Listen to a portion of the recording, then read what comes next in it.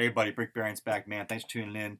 I was watching The Sopranos the other night, and I guess I'm kind of in a Tony Soprano mood here, so I'm probably gonna narrate this video a little bit like a gangster, I guess, because I'm all like into The Sopranos lately. But anyways, so I had a great comment from a viewer. He was like, he said, "Listen, man, you talk about the spread in your videos. Can you explain more about the spread and how it applies to your thinking when you're evaluating Lego sets?" And I think it's a great point, and I apologize. I never thought about that. Like when I do these videos, I've sort of developed my own little lingo, my own little way of doing evaluating.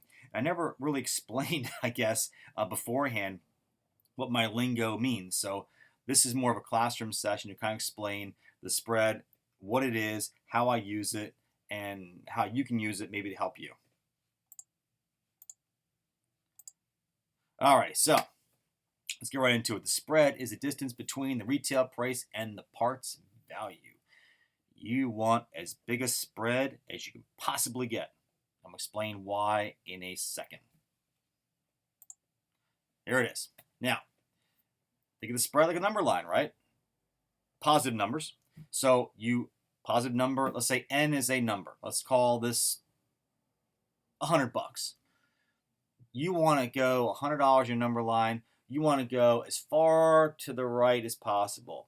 Here's an example of a great spread. You got a parts value of times 2, a doubling.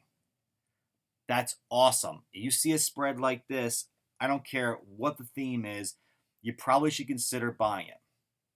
Now, I'm going to show you what a poor spread looks like for me. This is a poor spread. This is a spread that, quite frankly, sucks. Okay, you got retail price of n. N means any number. We'll say $100 for this. Parts value is n plus 10, meaning 100 plus 10, 110. That is, I won't even touch that set. I won't even look at it for an investment. It's not even something on my radar. It doesn't mean I might not still buy it and hang on to it, because there's other factors sometimes that go into it. But at least as initially, I'm probably going to just not even consider it. Now, how does the spread relate to my investing? Like what goes inside my mind? So for me, the spread is like a barometer. And like a barometer, as you guys know, high pressure equals good weather. So a large spread equals good investment. Okay? Now, as you all know, for anybody out there who's investing, no matter what you're investing in, be real estate, stocks, bonds, doesn't matter, the goal is to always create a profit. And the profit you create, it depends on the markets that you're in.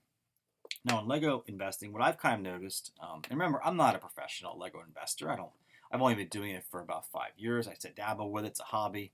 Okay, but here's what I've noticed, and I'll share it with you. In Lego investing, the goal, I think, is to get as close to doubling your money within 2 to 5 years. That should be your goal. Just because you have a goal doesn't mean it's going to happen. I want to be clear about that. There's a lot of factors that go in whether you double your money on Lego set or not, and I can't get into all those factors in just this one video because we're just going to focus on the spread. So getting back to the spread, let's talk about that. Now, most sets resell at a percentage below their parts value for the first 2 to 3 years, sometimes longer. Okay, what this means is that, I call it the saturation period. This is when the set retires, people who've been buying it are excited, and they begin to dump it in the secondary market. Well, there's a glut of them initially, so price stagnates for quite a bit, and they're selling for a percentage below their parts value. Now, at some point after the 2 to 3 years, that will begin to shift, and the set will move closer to 0% and eventually get in the plus side. So what determines that, as most of you know, in market economies, supply and demand will determine that percentage, and also the current reselling inventories are also a key. I don't think we really think about the inventories that much when we talk, and we really should, because the inventory is the absolute key as to when you're going to see a plus percentage off the parts value. When that happens, when will the inventory get to a point where it's low enough for you to see that? Well, that varies from set to set, genre to genre, and there's no definitive answer on that. So I apologize, I can't give you that. Okay, but all I can tell you is at some point it does, typically after about 3 years, sometimes between 3 and 10 years, it typically will move to the 0% into the plus range. And sets vary. Some, for a lot of factors, and we're not getting all those right now. We will save that for other discussions later. We're just going to focus on the spread right now. So Last slide. Now let's take set A, for example. It has a retail price of $100 and a parts value of $200. This is a great spread. We talked about that before. It's what we want, right? Now, 2 to 3 years after retirement, you've got to remember there's going to be a negative percentage on the parts value when you go to resell the set. So, for example, if this set A, okay, was 100 retail, parts value of $200, I go to resell it 2 to 3 years after retirement, well, there's going to be a negative off the parts value. Could be 10%, 20%, 30%. It depends. It's somewhere it's going to be in there for most sets. Let's just say it's 30%. Okay, well, I take my 30% off the 200, or my 30% off the 200, right? Well, what do I got? Well, 30 off 100, right?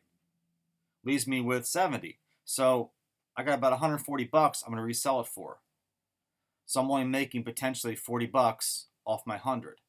Okay, now that's not horrible. That's not bad. But don't forget you got other fees to think about, all those things. So anyways, make a long story short, these things you got to keep in mind when you're investing, when you're looking at it, all that good stuff. I'm not going to tell you specifically what you should and shouldn't do because that will depend on your situation. If you're a person that wants to flip sets quickly, just keep that in mind. You're just not going to be able to get the parts value when you flip the sets under 2 to 3 years. But if you're a long-term person and you want to wait longer, you're more likely to get your parts value after, say, 3 years, 4 years, 5 years, 6 years. Personally, myself, I'm fortunate. I'm in a position right now where I don't have to flip sets quickly to make money. I had the luxury of holding on to them a little bit longer if I choose to. So I'm not really right now actively reselling. I'm kind of going to keep things, I think, for a while. I think I might list them on Bricklink here and there, but for the most part, it is what it is, right? So anyways, that's it. I hope it helps you a little bit. I hope it explained the spread to you, kind of how I evaluate, how I approach it. I hope I did a good job with this video. I hope I covered everything. If I didn't, just drop me in the comments any further questions, and I will see you later. See ya. Bye.